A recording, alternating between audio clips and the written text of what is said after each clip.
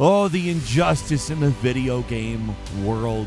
And I'm not talking about the industry, I'm talking about the in-game world that your character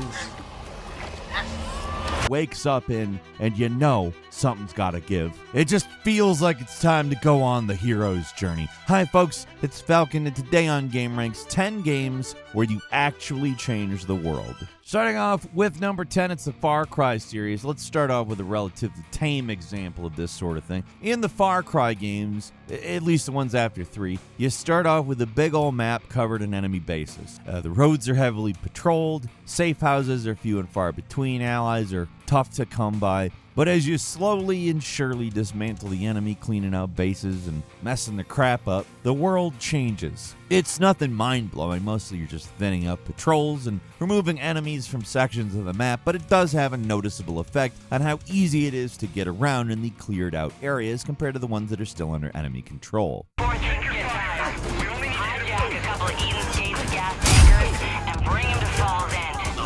It'll slow him down and keep us rolling.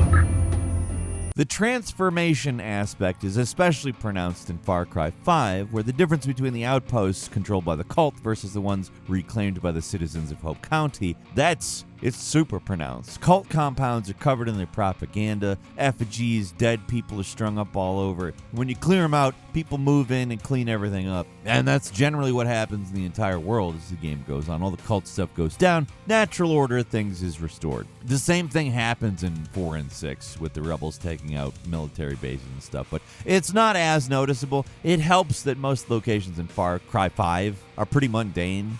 They've just been corrupted by the cult, so turn them back to normal feels like a lot more of an accomplishment. The way the world transforms in these games isn't groundbreaking or anything. It's pretty common open world stuff, but it's the kind of prototypical example of this sort of thing. It's a good place to start when you're talking about games that let you transform the world.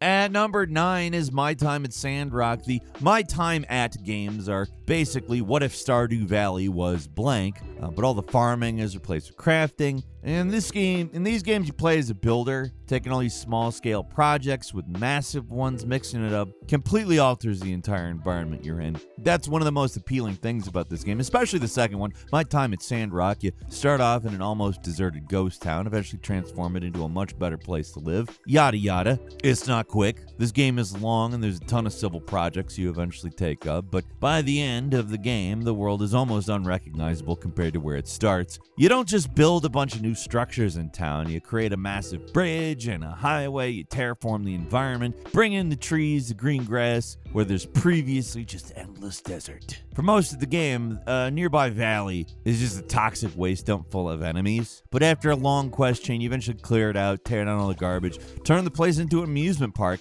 It's a massive undertaking, but it's very, very satisfying to go back and look at your handiwork. Yeah, it's all basically scripted. It's not a sandbox game where you can build whatever you want, but usually in these kinds of games, the amount you transform is pretty limited, and Sandrock, not the case. The town you start with versus the one you end with is drastically different.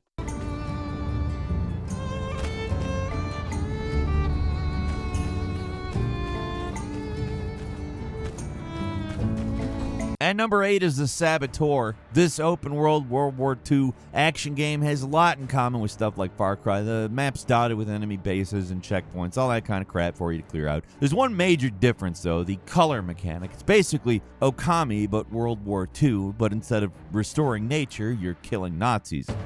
Help me, Irishman. We cannot allow them to sound the alarm. I mean, you get what's going on here, right? The game starts out with all Paris in moody black and white. All the colors literally been sucked out of the city, but as you clear out the occupation with bombs and bullets, color is restored to each district one at a time. Even when you bring color back, completely driving out the German presence is a slow and laborious process, because if you want to get rid of all this unsightly metal structures, fuel stations, and checkpoints built by the invaders, you need explosives, and you need a lot of them. And blowing stuff up in this game isn't like Red Faction Guerrilla. It requires some careful precision and forethought. It's real work clearing out all the enemy stuff, but it makes a huge difference in the long run. Getting rid of checkpoints and guard posts makes it way easier to explore the city unimpeded, and if you do get caught in the black and white districts, you can always flee to the color ones, get some backup, and lose your pursuers pretty quickly. This game's advertising campaign emphasized mayhem, but it's actually pretty more methodical, playing closer to like a social stealth, like a Hitman game or something, than the like non-stop explosive madness of something like Red Faction Guerrilla, but it's all the more satisfying because of it.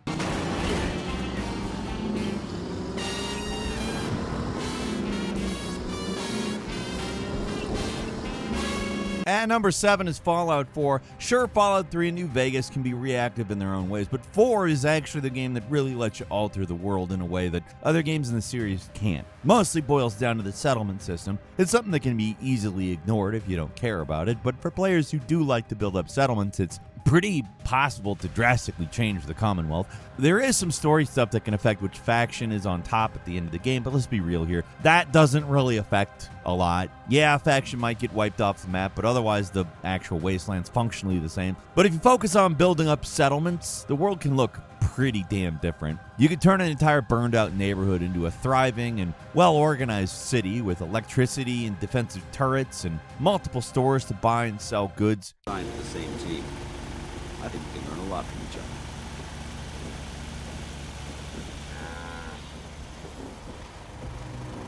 As settlements expand, more traders will start traveling the roads. More sections of the map will be safer to explore, and there'll be just more people around that are happier and more secure. Sure, you can half-ass it and leave these settlements mostly unchanged, but for ambitious players, every little settlement can become a thriving mini-metropolis. You're never going to make anything look as good as new, but the best you can do is making everything not quite as dumpy. Compared to how things start in Fallout 4, that's a pretty big improvement.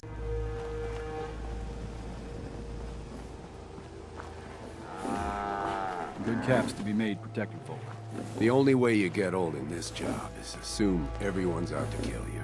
At number 6 is From Dust. This weird-as-hell God game came out back when Ubisoft actually did something interesting occasionally. Wasn't great, but it was different. This unusual God game is all about manipulating the world and transforming the environment to overcome various challenges. It's got the usual stuff you expect from God games. You can raise and lower terrain, for example, but what really makes this game impressive is the water. It can erode terrain and do all kinds of crazy stuff to the world.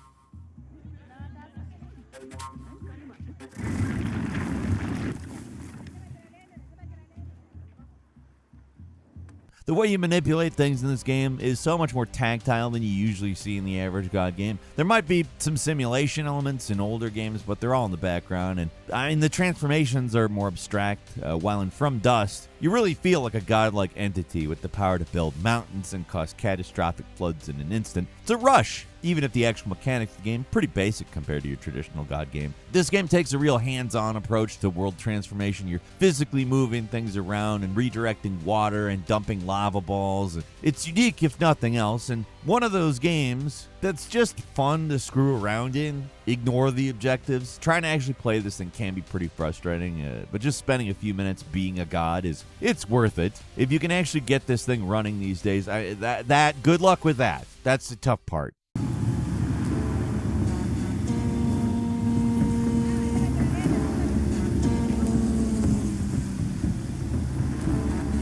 At number 5 is Dying Light 2. For as ultimately flawed as Dying Light 2 ended up being, it had one really cool idea, the whole faction system and the way that it transforms the world. In this open world zombie survival game, there's two opposing factions who are both unique dickheads. One side isn't necessarily the good guys. They're just dickheads in different ways. It's kind of like real life and everything going on at the highest levels of our society. But helping out one of them gives you tangible benefits in this game, so I guess not completely like our society. But there's the survivors, which are just your average post-apocalyptic dudes, people in rags who live in shacks. And then there's the peacekeepers, who are militarized police faction. They're obsessed with order. As you progress through the game, you can clear out locations, and you can give to either one of these groups.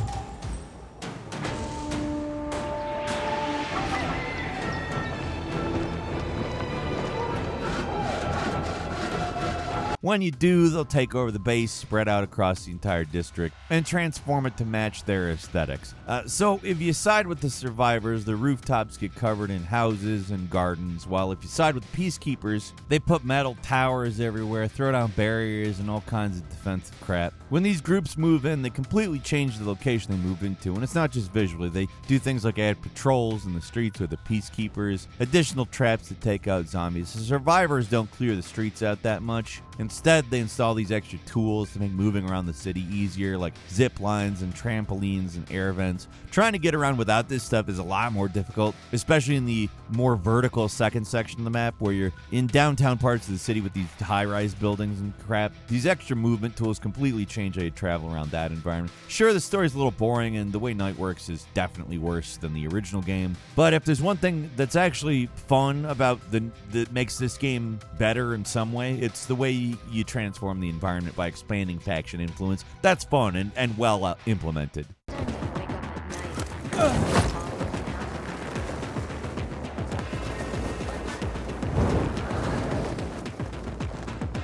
At number 4 is Death Stranding. You can't have a list like this without throwing Death Stranding in the mix. Changing the environment is a central part of the gameplay loop. Your goal, the entire game, is to make things easier. For yourself, and I guess technically for others. The world's barren, though. It's empty. It's very difficult to navigate. All you have is some rope and a ladder or two to get up and down steep surfaces and cross rivers.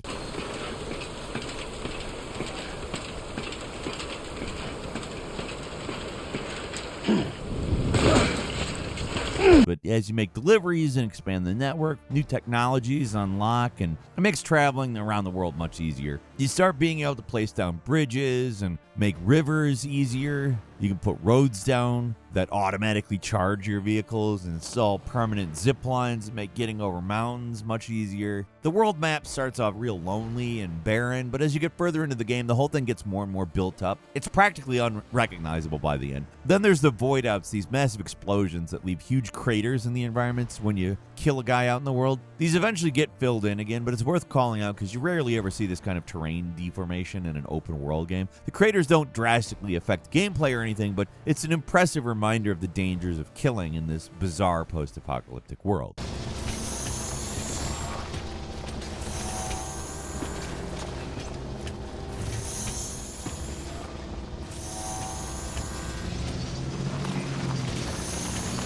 And number 3 is Terranigma. The Super Nintendo had a lot of games about changing the world. ActRaiser, Chrono Trigger to a certain extent, Soul Blazer. There are a lot of action games where fixing or building up the world is a central element, but Terranigma is just about the perfect example of a game where you actually change the world because that's the entire premise of the game. It's a game where the world starts in a completely desolate state, but as you progress through the story, clearing out dungeons, you restore life to the surface, you bring animals to the world, and eventually humans. You restore continents, advance through the story.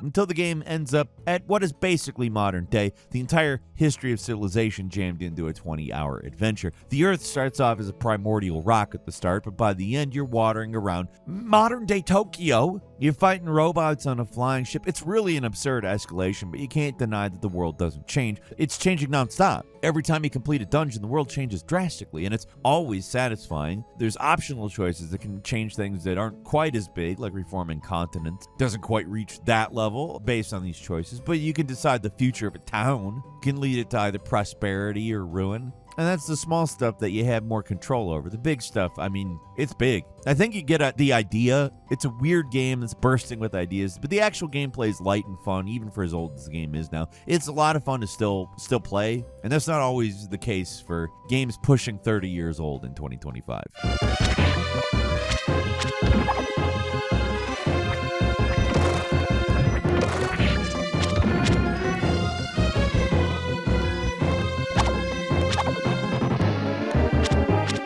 number 2 is State of Decay 2. It's a game that takes a much more strategic approach to open world action games. Less about running around bashing zombies and more about resource management and planning. You start off with a single safe house surrounded by infested zones. It's up to you to keep everybody in your camp happy, clear out the infestations, make the world safer, collect resources to upgrade your base. It's not a full-blown strategy game, but it's not all just zombie bashing. More of a hybrid experience. And that's what makes it feel unique after all these years. There's a slow but satisfying sense of progression as you build up your camp and clear out the world. You gather new members for your group, you make allies with other human settlements, and generally clean up the world to make it a slightly safer place to be in. The game gives you a lot of options on how you want to complete the story. You can make lots of allies, become a warmonger, and try to take out all the rival factions, or you just get filthy rich as a trader. The game doesn't just let you customize the world as you see fit. You're free to choose whatever ending goal you want. It's not quite a full-blown sandbox experience, but it's not linear and guided either. It's just kind of its own thing. State of Decay, these games are just kind of their own little world doing their own thing, and I got a lot of respect for them.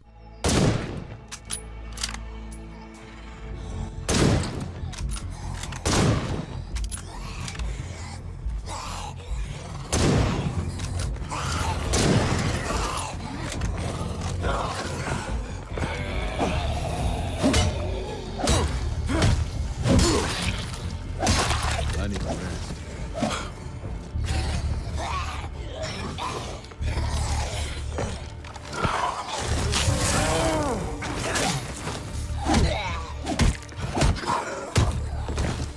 And finally, at number 1 is the Planet Crafter. Your goal in this game is nothing less than taking this barren rock of a planet and transforming it into a place that's hospitable to life? One of those words. You know, with plant life and animals and stuff. That. You start off in what's basically a dead world with no oxygen, no heat, no pressure, no nothing. Using technology, you bring it back to life. It's less of a standard survival game and more an unusual take on something like Subnautica. The game's planet is set and you slowly terraform it. New areas start to open up throughout the course. Like if the planet heats up enough, some ice that's blocking some caves that it'll melt, or a massive rock formation that's blocking a path will get broken. Might be due to an event, might be because trees are growing through it when you start restoring plant life, that kind of thing. It's not entirely a sandbox game, more of an exploration game with building elements. More structured than you might think going in, with a story that progresses in different biomes to explore with their own secrets to uncover. The sense of progression in Planet Crafter is beyond almost any other survival game out there. The world changes so much over the course of the story, and you're directly responsible for making it happen. And that's all for today. Leave us a comment, let us know what you think. If you like this video, click like. If you're not subscribed, now's a great time to do so. We upload brand new videos every day of the week. Best way to see them first is, of course, a subscription, so click subscribe. Don't forget to enable notifications. And as always, we thank you very much for watching this video. I'm Falcon. You can follow me on Twitter and book me on Cameo at Falcon the Hero. We'll see you next time right here on gameranx.